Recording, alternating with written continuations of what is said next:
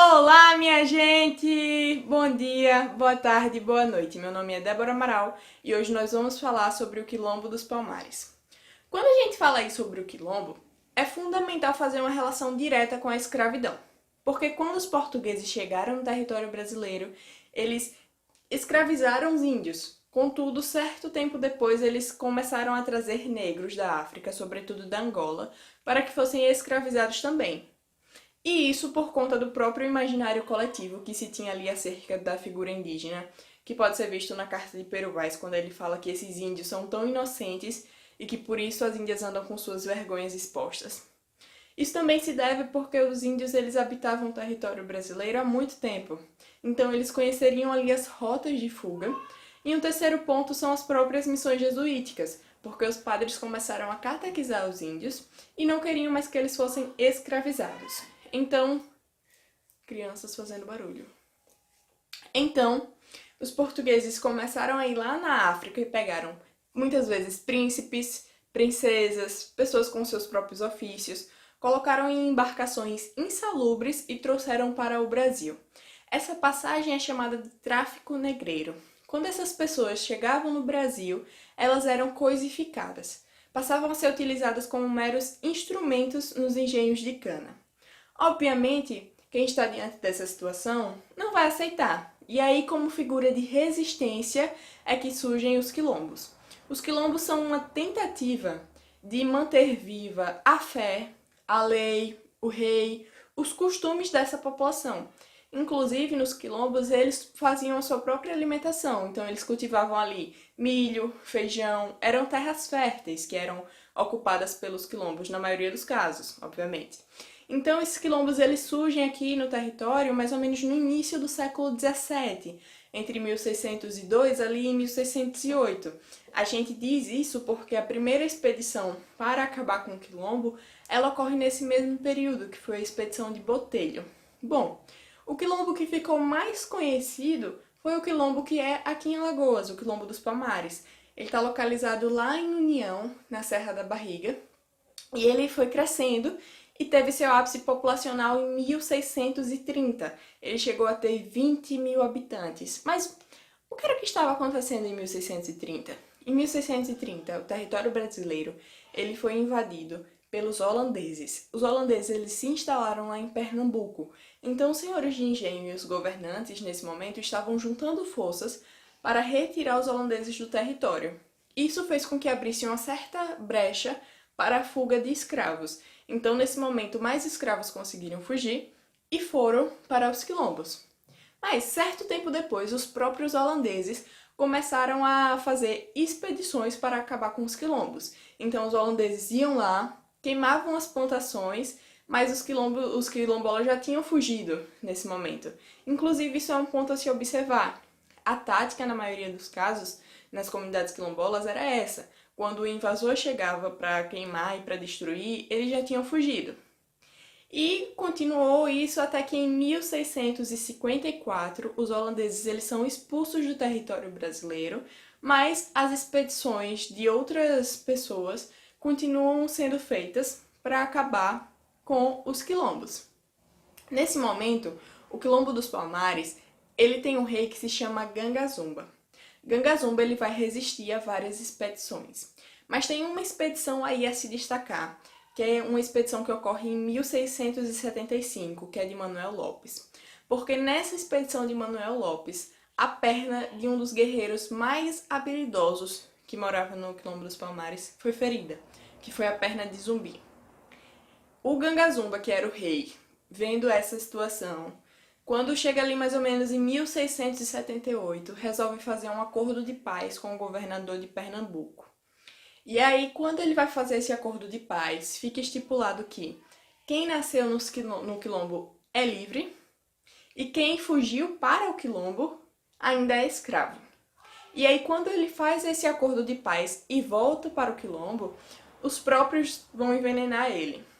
Quando envenenam ele, quem vai ficar no seu lugar como rei é Zumbi. Zumbi por suas habilidades guerreiras e por toda a luta que ele teve também durante as expedições e o próprio ferimento na perna.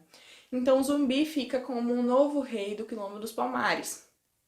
E aí vão continuar outras expedições. Tem uma figura aí importante que fez diversas expedições para acabar com o Quilombo dos Palmares, que é a figura de Fernão Carrilho. E continuam as expedições até que em 1694, os governantes, os senhores de engenho e os próprios habitantes que moravam ao redor da Serra da Barriga, eles vão ali unir forças e contratar os bandeirantes paulistas na tentativa de fazer mais uma expedição para acabar com os quilombos. Mas esses bandeirantes paulistas, eles eram tão violentos que os próprios habitantes ali que tinham contratado e que estavam auxiliando, que moravam ao redor da Serra da Barriga, começaram a fazer queixas, falando vários relatos que nunca tinham visto pessoas com tamanha violência. Então eles começaram a saquear, eles fizeram muitas badernas assim na cidade. E aí eles começaram a expedição na tentativa de acabar com o quilombo. Zumbi, observando que dessa vez eles estavam muito próximos de chegar ao Quilombo dos Palmares, Zumbi ele tenta fugir durante a madrugada, enquanto os bandeirantes estão ali de tocaia. E aí nessa tentativa ali de fugir, os bandeirantes percebem e atacam. Então nesse momento, muitos dos que estavam fugindo pulam do precipício, e aí surge também uma lenda de que Zumbi teria se suicidado, desculpa as pessoas aí de português. Surge a lenda que mais pra frente a gente vê que não é realidade. E aí também os bandeirantes, eles vão e entram oficialmente nos quilombos.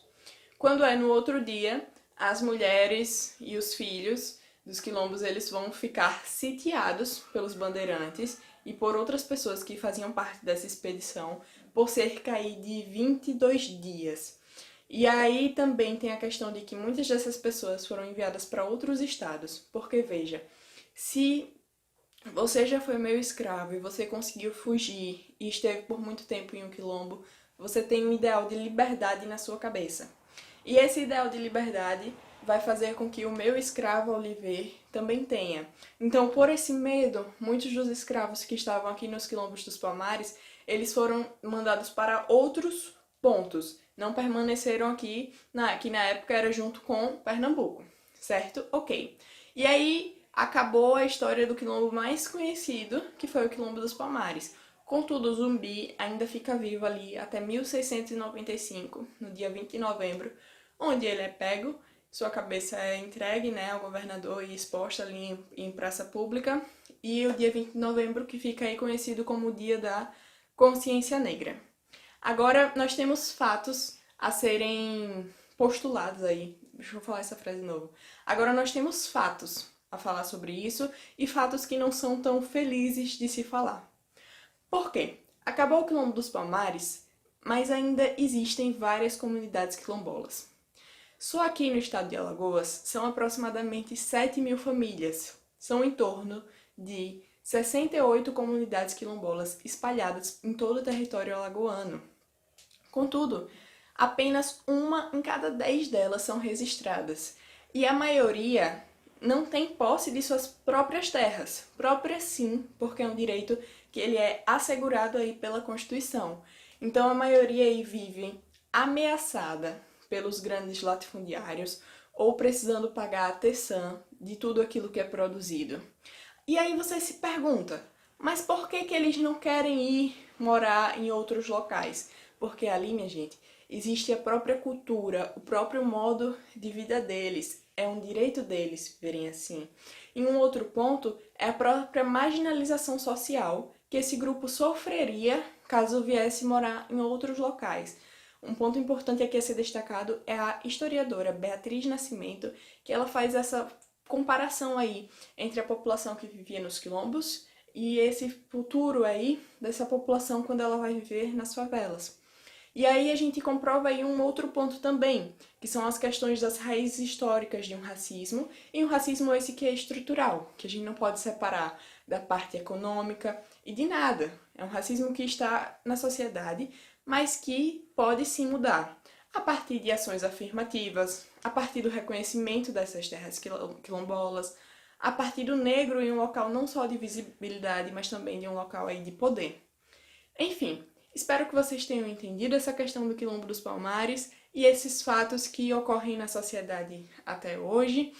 E espero que vocês entendam também que essa é uma realidade que ela precisa mudar. Então curte aí o vídeo, compartilha, se inscreve no canal. É isso aí. Fiquem bem.